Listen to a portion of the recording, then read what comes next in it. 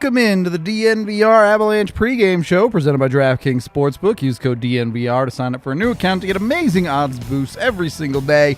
The Avs are not the headline news story of the day today. Why, did something happen? Yeah, just a rumor I heard. Yeah. I've been on Twitter and I haven't seen everyone talking about anything. Aaron Rodgers said he was staying in Green Bay, and I just logged off. So that was the end of the day for sure. Okay, obviously Russell Wilson is coming to Denver, so the Avs get to play the first game of the Russell Wilson era. That's right. In Denver. Hopefully they make it a good one. The Avs aren't even in Denver, but still counts. Yeah, I'll say it counts. No, I mean, obviously, it's the Avalanche pregame show, so that's what we're going to talk about. But one thing non-Avs related, and then I will tie it back in. It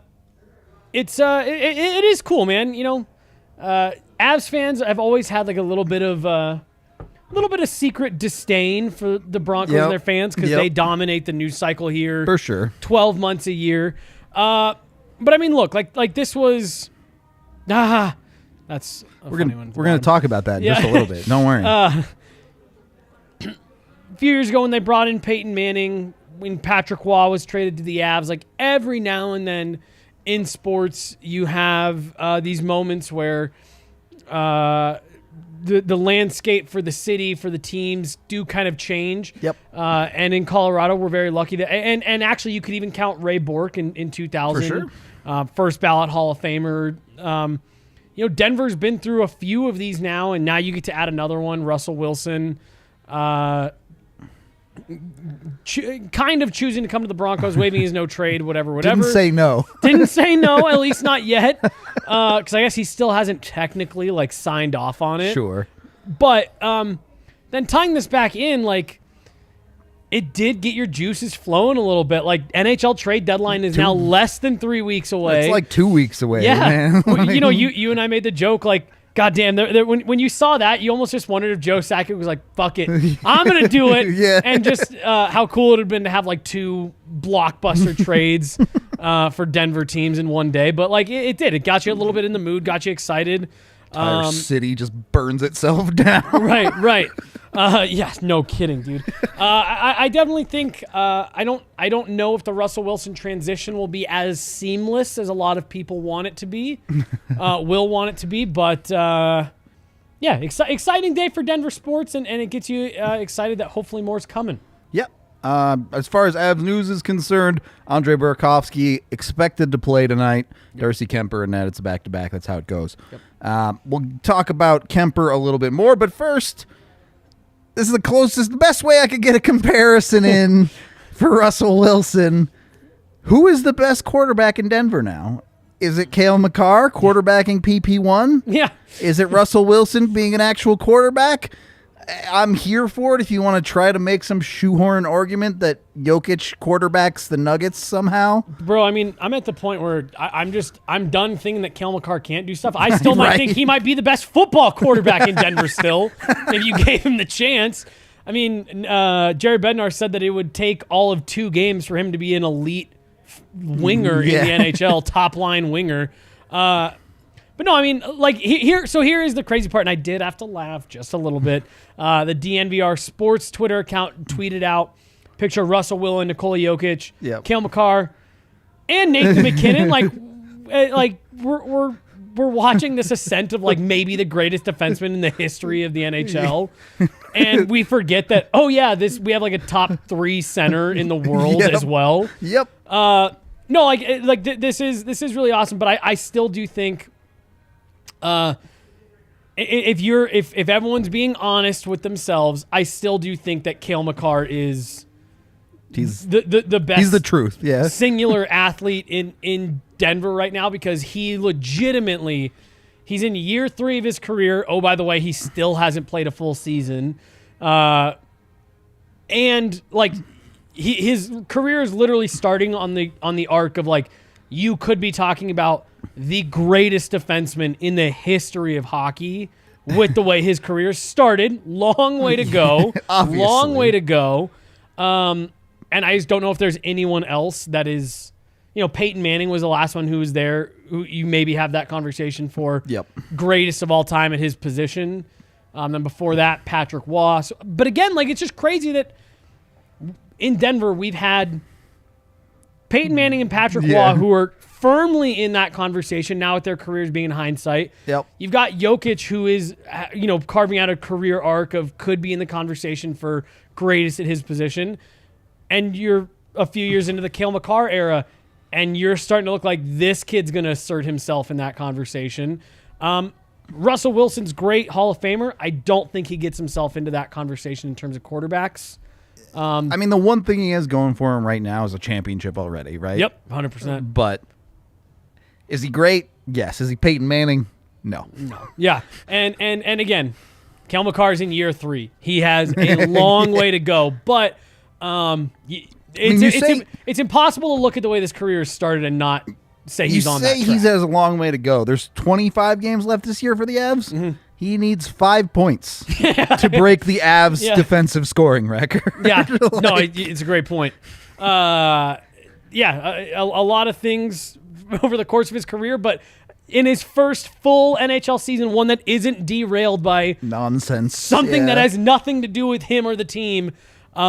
He's leaving his name all over the record books, and barring health, there's no reason to think that he can't keep getting better as he gets bigger, as he gets stronger. I don't normally plug written articles from other outlets here, but Peter Bott, The Athletic, did a phenomenal piece on Cale Makar much earlier in the year. It may have even been in the summer. And there's a big portion of it that focuses on his decision to stay at UMass a second year. And it's something that honestly, dude, it bothers me because I was very critical of his decision to stay a second year. Because I looked at it at the time of is he afraid to take this next step? And what you find out, and what we're finding out with the way that he goes about his business, and one of the things that Peter talks about in this article, while interviewing, is it Greg Carville? Yes. I can never remember Greg if it's correct. Greg or it's George. Greg. I can never remember. It's Greg. That Cale Makar said, I realized that I wasn't physically ready. I struggled on the second game of back-to-backs in college to get through that second game. How am I going to get through an 82-game season? I need to be bigger. I need to be in better shape. And just having that awareness of where he's at, and it's just translated so quickly to the NHL. You see he has that mindset, and it's again, barring health, what's going to stop this dude from just continuing to get better and better and better? Don't want to steal Baw's thunder, but I did do a video on Cale Makar 100%. A couple months ago that yes. covers his full career arc to now. Yep. So if you haven't watched that, go take a look at it. And I prefer videos over reading 10 out of 10 times. So definitely go take a look at that. But I read it. And also Baw's work is great. But also to you, I watched yours about 5 minutes after it came out. Like I said, I think Peter wrote that a few months ago. So I was a little late to the party on his. But yeah, there's phenomenal content out there on Cale Makar. Start with Rudo's. It gives you a nice... just a great snapshot of his entire career, going all the way back to Brooks. You did a phenomenal job. I haven't ever told you that in person. Thank you. It was always like, yeah, he knows that I think it was great. It was great. It worked out. Yeah. So make sure you go and watch that. And yeah, shout out Peter. Does great work over at The Athletic. Yeah, all love out here for all of our media people. But all of that is just to say that Cale Makar is he does seem to be different even amongst pro athletes. He does things that genuinely nobody else does. Yeah. And that's what makes a true GOAT, whatever you want to call it. Well, I mean, dude, you hear about this stuff all the time, and this is like the lamest example, but there's the classic Michael Jordan. He'd stay after practice and shoot free throws. Tiger Woods would sink 100 putts or whatever the hell the number was. Yeah. I think Joe Sakic had one where he would stay after practice and shoot X number of pucks. However many wristers or whatever. Yeah. You all of these players are great. They're all hyper competitive, and they and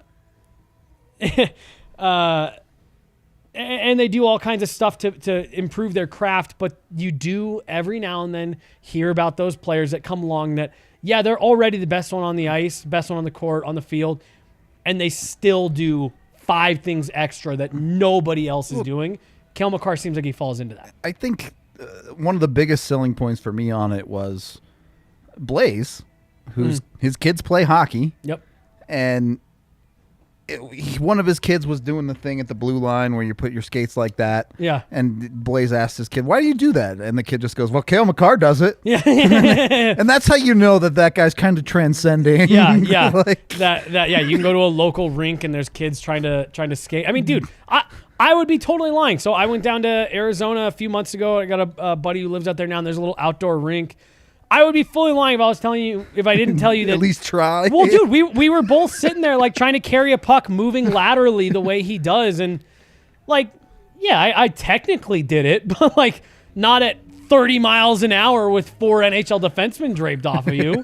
It's crazy, dude. Like it's the way that he moves, even, and people get all, you know, they get their undies all bunched up when you say this on Twitter, but like even Connor McDavid, I don't know if I've seen someone that skates the way that Cale Makar does. In a straight line with a puck, Connor McDavid, he glides across the ice. The thing about McDavid is he's a robot. Like, Yeah. like if you took every single picture of like, this is how you train a person to skate. Yeah. He would be a perfect example. Yeah. But it almost feels rigid at times, right? Because it's so perfect. Yeah, yeah. Whereas Makar flows a little bit better. Well, and I mean, and you see it in a lot of these games where these are these are the greatest skaters on earth. These are unbelievable skaters. Even Curtis McDermott. He would roast everyone you know. Every repeatedly. last person, Yeah. any beer league that you play in, he's better. He's better than everyone out there, and he's a better skater than everyone out there too. Yep. But and you see the way that what Makar does that I've never seen is his ability to be moving at, I'm going to make these numbers up here, right? Sure. At 10 miles an hour from his right to his left, and then in a half second he's going 10 miles an hour back the other way. I've just never seen someone be able to change their momentum and their direction as efficiently as he does. And that includes Connor McDavid, Nathan McKinnon, the elite skaters in the league. He's different. And in transition, he throws that little shoulder shimmy, and he just puts dudes on their ass. Seriously. like you see guys literally struggle to just track him when he hasn't done really anything crazy. He's got that other one where he's standing still and he like kind of fakes a pass. Yep. And then again, it's like he goes from 0 to 10 in one stride. And he's gone. Yeah, it's nuts, man. And yeah, I know someone said it is hard to compare across different sports, but I just don't remember the last time that we saw this transcendent of a talent in Denver. Going all the way back to Patrick Waugh. He's the last one who you could probably say changed the way that people look at a position and the way that someone plays the game. I'm going to compare it to football players, so sorry. Yeah, it's happening. But it almost reminds me of like when Michael Vick first came into the league in the NFL. Yeah. Where it was like, it doesn't matter how many dudes you get back there, you're never confident you're going to get that guy. Yeah. He's always going to find a way to escape. It's a great, and you could even kind of make the argument that a guy like Michael Vick paved the way for players like Russell Wilson. I was having this conversation with my mom today about how 2008, Cale Makar doesn't even go in the top 5 rounds. Like, there's not a shot he goes in the top 5 because he wasn't. Too small. Right. Doesn't have the defensive ability in the corners, things like that. And now, because obviously there's been players that have come before Cale Makar, but he is going to change the way that people look for defensemen in the future. Like, he is changing that position and what is expected of a defenseman. And just, again, Blaze asked his kid, "What are you doing that for?" It's like, well, that's the way he skates. Changing the way that people skate. Right. Genuinely shifting the game. Yeah. So at all levels. Cale Makar's a freak. Yeah. Happy for the Broncos. Happy for Russell Wilson. Should be fun. Should be exciting. But, yeah, Cale Makar, I think, is still the one. Yeah, he's the one. He's still at the top of the mountain right now. He needs a championship. Of course. Needs a ring. Hopefully maybe more than one of those in the next few years for the Avs, but You calm down, Nighthawk. Darcy Kemper back in net tonight. Yep. We've seen a handful of not so great games from Avs goaltenders here. Don't want to be the doomers that are going to ignore the last 3 months and say 3 bad games or it's the end of the world or anything. But team like New Jersey, do you want to see a quality game here? Do you want to see him get right back on track? Or is this, just get through it until you play the Calgarys, the Carolinas of the world coming up? No, I mean, you do. To me, like, look, the in a game like last night, the total goals that Frankie gave up don't bother me. Sure. And honestly, even the way that he gave them up doesn't really bother me. It's one of those things where it's like, yeah, would you like to see him make one of those saves so that I can hit my so that the Avs could cover? Sure. But for me, what I'm looking for in games like this, where you expect the Avs to win, if the Avs lose, it's a disappointment. You're just looking for what is their body of work. And again, like Frankie last night, for 50 minutes, pretty solid. No complaints. Yeah. Gave up 1 goal in 50 minutes. Right. You're chilling. Made some stops. The Isles made a strong push at the beginning of the third. That's kind of what I'm looking for here to Darcy Kemper. Part of the reason why I didn't have a huge issue with him early in the year, as long as you're seeing that stuff, that's like, okay, as long as you do more of that, you will eventually get the saves. Saves will come. Because there is some of that too that is just bad luck. Now, I'm hoping, actually, this would be perfectly on time. I don't know if they'll show any of the They're only going to show the goals. Avs goals. You know better. Yeah, because the third and fourth ones seemed a little unlucky, if I'm remembering them. One fell in behind him. The third one, sure. The fourth one. And like I don't remember the fourth one perfectly, being fully honest. Like, but it's just one of those things that as long as you play, as long as you have a good body of work, the saves will come and they will come up with that stop. I think it was a little easy for Frankie last night to drop his guard a little bit. Sure. 5-1. There's 10 minutes left. The Avs have completely outplayed them for up until this point. Shots were like 48-25 or something ridiculous. Right. Yeah. So, the goals themselves don't bother me that much as long as they are putting together a relatively solid 60 minutes. Okay. So that's what I'm looking for tonight. You come out and have a good game. If you give up 2 goals, 3 goals, what's the context? Yeah. How's that bread get made matters a lot, for sure. Now, if Kemps comes out and lays another egg and gets pulled in the first period. Gets 3 scored on him in 10 minutes or something. You start getting a little bit of the Jack Campbell jitters, right? Or it's like, oh my God, I saw Jack Campbell come out today and he said, I'll get it back, I promise. And it's like, whoa. That's a scary thing to have a guy come out and say because you know it's in his head. Yeah. And goaltending is, I stand firm, dude, to this day, 75% mental. I can't disagree with that take, to be honest. Hunter Miska is my ultimate example. Nobody had a real issue in the couple games that Hunter Miska played. You saw the one go in early. I think it was Arizona, right? The game that just went completely sideways for Miska right before they sent him down. There were more than one, so yeah. It was the one that was finally like, okay, you can't mess with this. There was San Jose and there was Arizona. I forget which one was last. I think it was Arizona. I think doesn't matter. Yeah, you saw those, and I actually think it was because your last one wasn't great. Go back in there and get a couple stops. And he gave up a goal early. And dude, you saw it in his face. The mental just blow up. Yeah, and you knew you weren't gonna get a save, and that's what you start worrying about with what's going on with Jack Campbell. And if something kind of goes sideways for Kemper again, you've got Francouz who's playing well. How much is it going to get into his own head? So you don't want to see that. Anything short of that and an Avs win, you can feel all right about. Agreed. It's so easy to make so much of in the moment things, right? Yep. And anytime you can, when you pan back out, you kind of realize, the bigger picture, nothing's ever as good or as bad as it really seems, right. You know? So just wanted to throw a little bit of context there. And I do think it's a great point that when you look at some of the greatest goalies of all time, Patrick Waugh was his mental game was the best in the world. Yeah. the dude could get 6 goals dropped on him, and he would play the game like it was 1-0. Well, dude, the best example of that is 2001 Stanley Cup Finals. Shutout in Game 1. Yep. Devils win Game 2. And as that series kind of went on, Patrick Waugh was struggling a bit. And by the time it got to Game 6, Devils have a chance to win the cup on home ice. Patrick Waugh had been losing the goaltending duel to Martin Brodeur. And then Game 6 happened, and you were like, oh, the Avs are winning the cup. Like, yeah.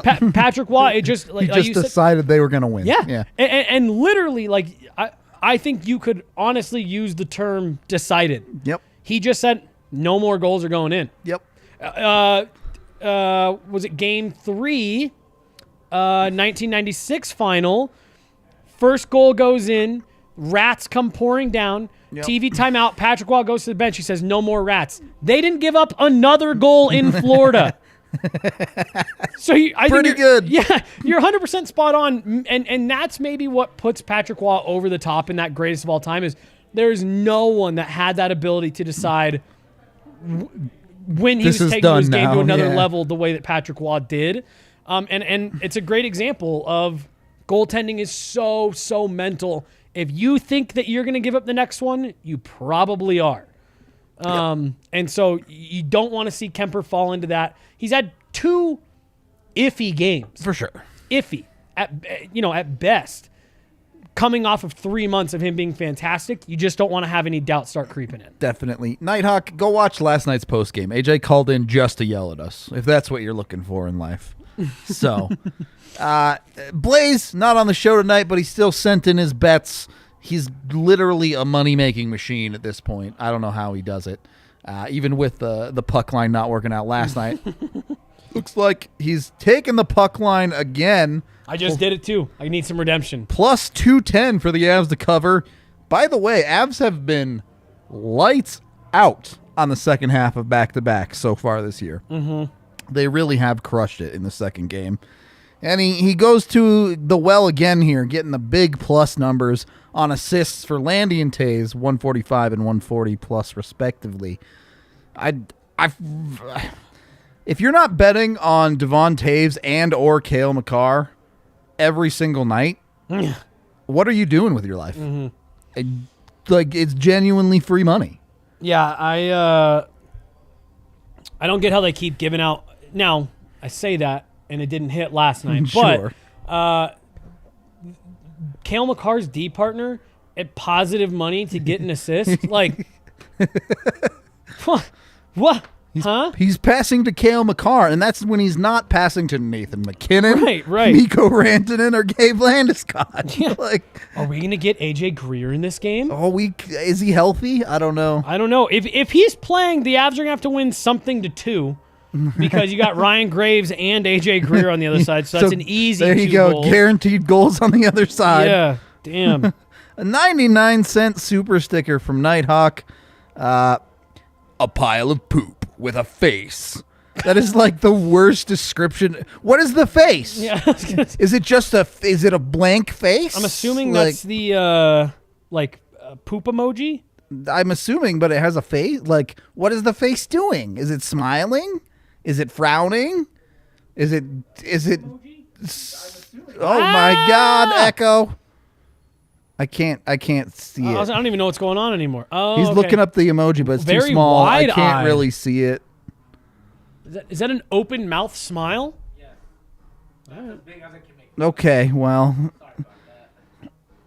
I'm just going through all it's these. smiling apparently. All right, blame whoever makes the explanations of super stickers on that one.